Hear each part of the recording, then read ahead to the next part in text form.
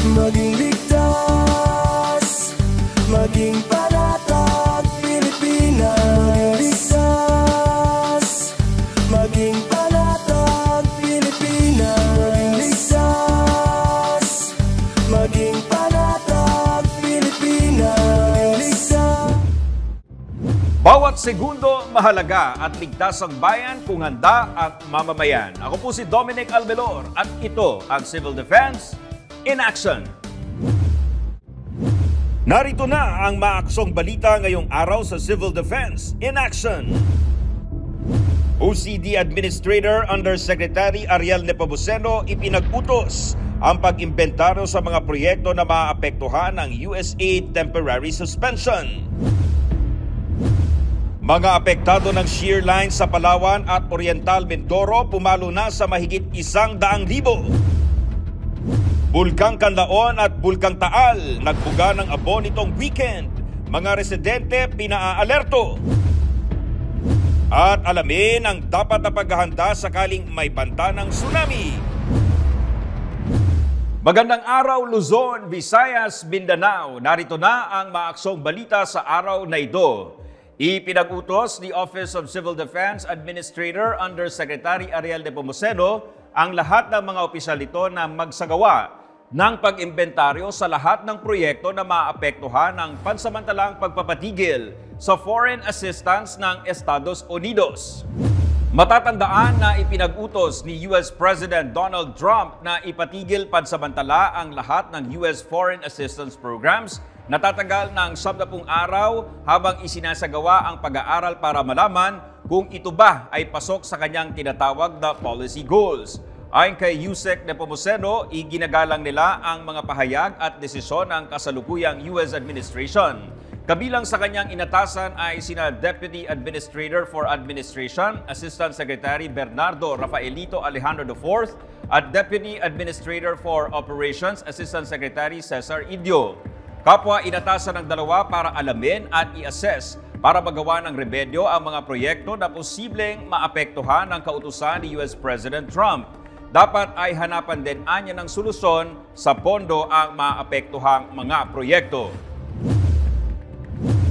At kaugnay po ng balitang yan, lilinawin naman ng Pilipinas sa Estados Unidos kung anong mga programa ang tatabaan pagdating sa stop work order sa lahat ng foreign assistance. Ayon mismo kay DFA Secretary Enrique Banalo, karapatan ng Estados Unidos na gawin ang gusto nilang gawin sa pagpupondo sa foreign aid. Anya, kailangan naklaruhin ang mga maapektuhan. Ang Pilipinas ay isa sa mga bansa na tumatanggap ng USAID funding. Ilang dekada na ang nakakaraan. Sa kasalukuyan ay mayroong halos 40 organisasyon o proyekto ang tumatanggap ng USAID na nagkakahalaga ng $47 million. Nitong buwan, sinabi ng United Nations Program on HIV at AIDS Philippines na mahigit 550,000 na individual ang maapektuhan ng freeze order ng US government. Target ni Secretary Banalo na makipagpulong kay US Secretary of State Marco Rubio kaugnay sa gagawing pagpapatigil ng USAID at ang epekto nito sa military at maritime defense security. Samantala, pumalo na sa mahigit 100,000 ang apektadong individual dahil sa pagbaha sa Palawan at Oriental Mindoro. Ayon sa ulat ng National Disaster Risk Reduction and Management Council, pumalo na sa 107,329 na individual o 29,528 na pamilya ang apektado ng baha. Nagmula ang naturang mga pamilya sa 116 na barangay sa Palawan at Oriental Mindoro. Samantala, umakyat na sa 6 ang naiulat na namatay sa Palawan. May isa namang naiulat na nawawala sa Oriental Mindoro. Umano naman sa mahigit 5.5 million pesos ang naiabot na tulong ng pamahalaan sa mahigit 25,000 na pamilya sa Palawan at Oriental Mindoro. At sa kaugnay na ulat, patuloy na makakaapekto ang Intertropical Convergence Zone o ITCZ sa Mindanao ayon po yan sa Pag-asa. Magdadala kasi ito na maulap na papawirin na may dalang pag-uulan. Kabilang sa apektado ng ITCZ ay ang Davao Region, Zamboanga Peninsula, Barm, Sultan Kudarat, Lanao del Norte at ang Sarangani. Sa ibang balita, muling nagbuga ng abo ang Bulkang Kanlaon nitong weekend. Bukod dyan ay nakapagtala pa ang Philippine Institute of Volcanology and Seismology ng 29 na volcanic quakes. Tumagal ang naturang pagbuga ng hanggang 4 na minuto ayon sa PHIVOLCS. Ang naitala naman na volcanic earthquakes ay may isang volcanic tremor na tumagal ng 8 minuto. Nitong Sabado, nagbuga ng 2,625 na tonelada ng sulfur dioxide ang bulkan. Umakyat ito ng hanggang 1,500 meters pataas.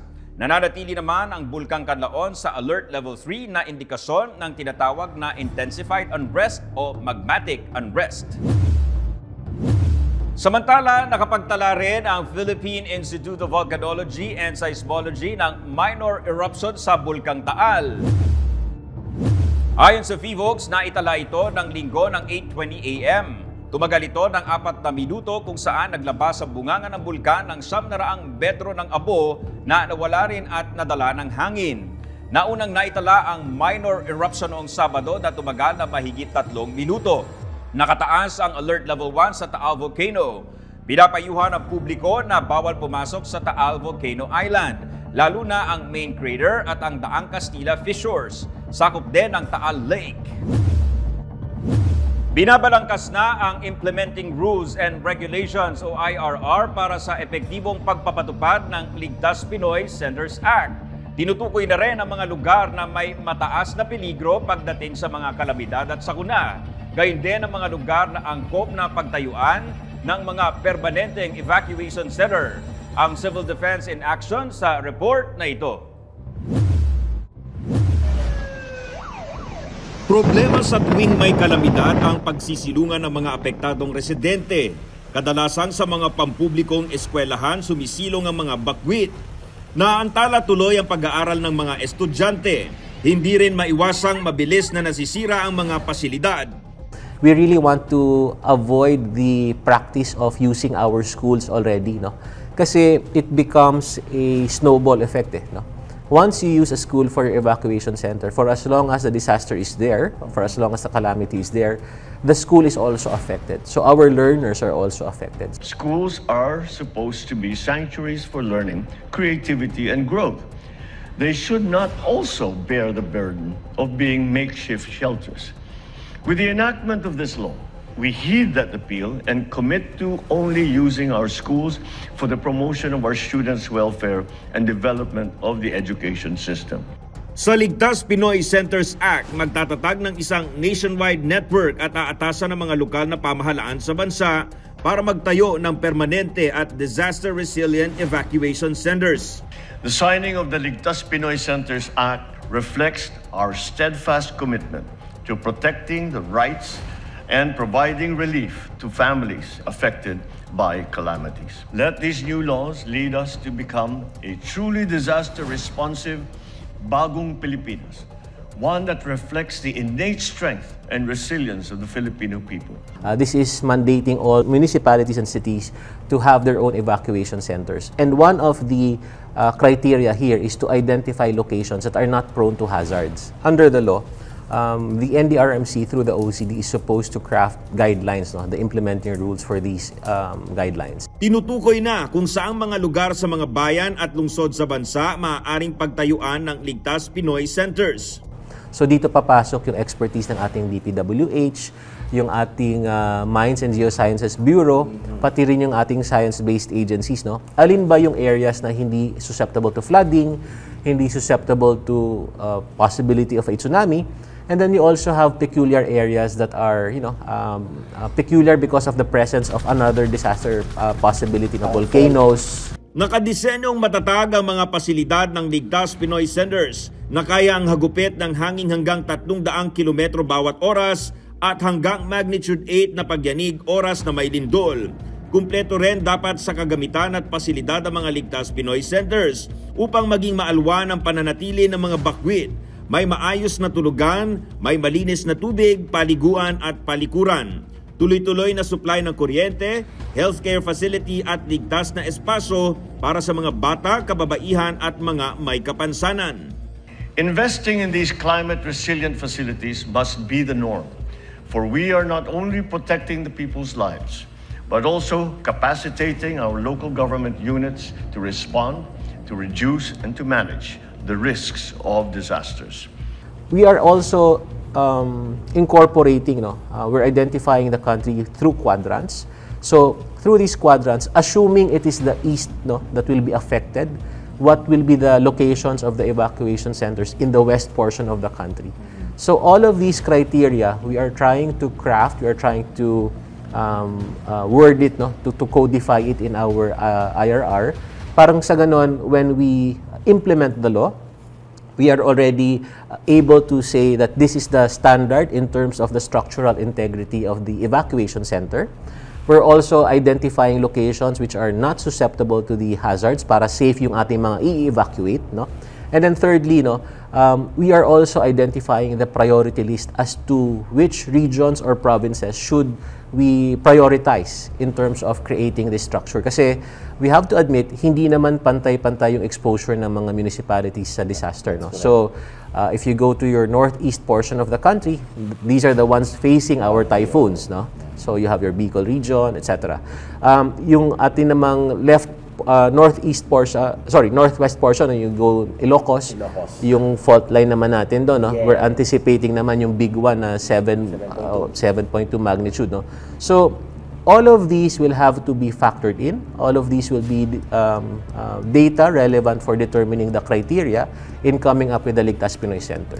Ayon pa sa Office of Civil Defense, sisiguruhin ng administrasyon ni Pangulong Ferdinand R. Marcos Jr. ang kapakanan ng mga mamamayan sa pagtiyak na ang Ligtas Pinoy Centers ay matatakbuhan at masisilungan sa oras ng pangangailangan. Nagsagawa ng kauna-unahang webinar ang Office of Civil Defense upang paigtingin ang kamalayan sa panganib ng tsunami. Ang Civil Defense in Action sa report na ito.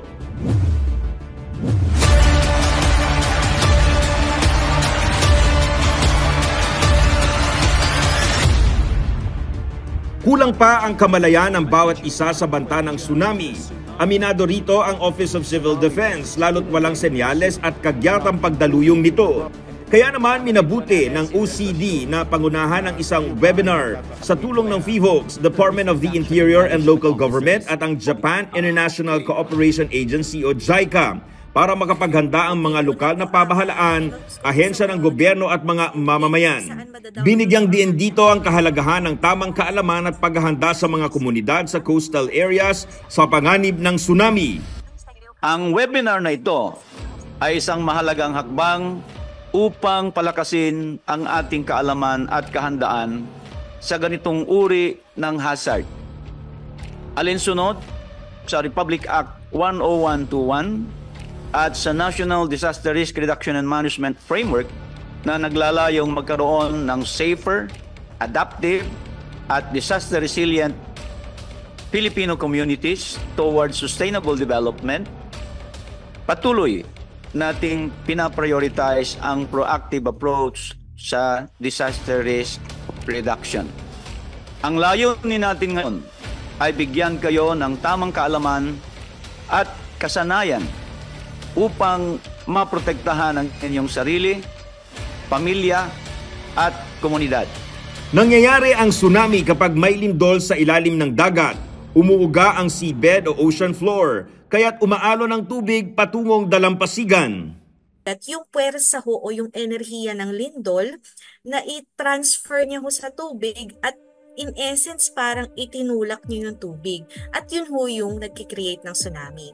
Maari din naman hong magkaroon ng tsunami kung may pagputok ng bulkan sa ilalim ng dagat gaya ho ng pinapakita sa upper right photo or image. At ganun din ho yung idea, kasi pag naglabas ka ng energy at pag volcanic eruption yan, may kasama pa ho yung materials. So mangyayari ho, mapupush yung tubig, magkakaroon ng energy yung tubig at mapupush siya. Mapaminsala ang tsunami kaya't kailangan maging alerto anumang oras. Ayon sa mga eksperto at otoridad, dapat tandaan ang shake, drop and roar, mga senyales na paparating ang tsunami. Matapos ang shake o pagyanig dahil sa lindol, mapapansin ang drop o mabilis na pagbaba o pagtaas ng tubig. At may maririnig na dagundong o roar na senyales na paparating na ang mga higanteng alon. Siguro ho ito isa sa mga hindi masyadong aware ang mga tao. Ang tsunami, kung ang ilog o batis ho ay naka-open sa dagat, pwede hong pumasok o sumiksik doon yung tsunami. So example ho, no, ito sa Mindoro ito nangyari, mayroong isang barge, power barge, sa bukana o sa mouth ng river. Nung dumating ho yung tsunami, dahil nga ang tubig ay papasok sa ilog at batis, natangay ho niya yung barge. So pinapakita rin dito na malakas ho yung energy o enerhiya ng isang tsunami, na kaya niyang tangayin ang isang barge mula sa bunganga ng ilog, inwards pa ho, no, papasok pa po. So yun, gano'n naman siya kataas? Kung yung lakas niya gano'n, kaya niyong mag-carry ng barge, gano'n kataas ang isang tsunami? Pwede yung umabot sa 10 metro o kaya higit pa. So to give you an idea, ang isang palapag ho o ang isang floor ng building is usually 3 meters. Itong 1994 Mindoro earthquake, may kwento dyan na ang sinabi, lumindol ng malakas, napakalakas, mahirap tumayo. After 5 minutes, may narinig silang tunog na parang jet o parang napakalakas na ulan. At pagkatapos ng tunog na iyon, ayan na, dumating na ho yung unang wave. At nakita din ho nila na umatras yung tubig, no, for 50 to 100 meters at series of waves. So nakikita ho natin, no, hindi ho isa lang ang tsunami wave. Panoorin ho natin, ito po mismo mga survivors ng Mindoro earthquake na may kasamang tsunami, at ito po ang ilan sa kanilang mga kwento. Malaki ang kate, malayo yung tubig, pero ugong yan, lahat na yan. Ay, yung ugong na yan, sabi ko, ako'y tatakbo. Alam niyo po kung tatakbo ko pa rito. Ako'y lumabas kayo kahit may tubig, alon. Yan, hindi nagtakbo na kami. ito ko yung dus malaog, itim na itim yung dagat. Anong yun, makita ko yung itim na yun, sabi ko doon sa mga batay, tindig kayo, baba. Sunod-sunod kami pababa. Yung pagbaba namin, husto kami mag-iinay nakakarating sa baba ng bahay, ay sinalpok na kami ng malaking alon. Gaano po kataas yung alon? Ba, mataas, lampas bahay talaga. Hindi ko maipaliwanag yung lindol na yun, hindi mo naman akalain yung dahil ramdam namin talagang parang ginigisa na bato. Wala na, was out, parang hindi mo parang hindi siya pinagtayo ng bahay. So yun ho yung kwento ng mga survivors. Ilan sa mga survivors ng tsunami noon sa Mindoro. So narinig naman ho natin para daw ho ginigiling yung bato, yun daw ang pakiramdam, at talagang totally devastated yung lugar nila, no? Narinig din natin na may kakaibang tunog, umatras, malaki daw yung kati ho sa Tagalog ay yung pag-atras ng tubig, parang low tide, kumbaga, ayan. Pero yung sa tsunami ho, hindi ho ordinaryong low tide yan, kundi mas malayo pa ho sa usual na edge ng low tide ang pag-atras ng tubig. Ayan, so makikita ho natin base sa kwento ng mga survivors. So, ibig sabihin ho, talagang yung tsunami, sunod-sunod na alon yan, at madalas ho, hindi yung unang alon ang pinakamataas. Kaya ho, pag tayo ho ay nag-evacuate, hindi ho tayo agad babalik dahil baka ho yung susunod na mga waves ay mas mataas, no? Tsaka po yung banta ng tsunami, maaring tumagal po yan ng higit sa 1 oras pagkatapos ng unang alon, at hindi po kumukulot-kulot ito. May lead time pa bago makarating ang tsunami sa lupa, kaya may pagkakataon pang lumikas sa matataas na lugar na hindi aabutin ng alon ng mga residente. Ang mas delikado ho para sa atin sa Pilipinas yung tinatawag na local tsunami. Ito naman ho yung animation sa baba. Nakita nyo ho, ang source ng tsunami nandun na lang ho, katabing-katabi ng kalupaan ng Pilipinas. So ang local tsunami ho, galing ho yan sa trench of fault na nasa loob mismo ng ating bansa. Kaya po, ilang minuto lang yung lead time. 2 to 5 minutes, matagal na ho ang 20 minutes, no? Usually 2 to 5 minutes hanggang 10 minutes. Ang warning ho nito, hindi ho pwedeng iintayin natin ang warning galing sa PHIVOLCS, galing sa OCD, galing sa LGU, kundi pag nakita ho o naobserbahan natin yung mga natural na senyales ng isang local na tsunami, ay kaagad ho tayong lilikas. Hindi man mapipigilan o mahahadlangan ang pagtama ng tsunami, Pero maaaring bawasan ang epekto nito sa buhay at ari-arian kung magiging handa ang mga lokal na pamahalaan at mamamayan. Abangan ang iba pang kaalaman sa panganib ng tsunami sa mga susunod na ulat dito sa Civil Defense in Action.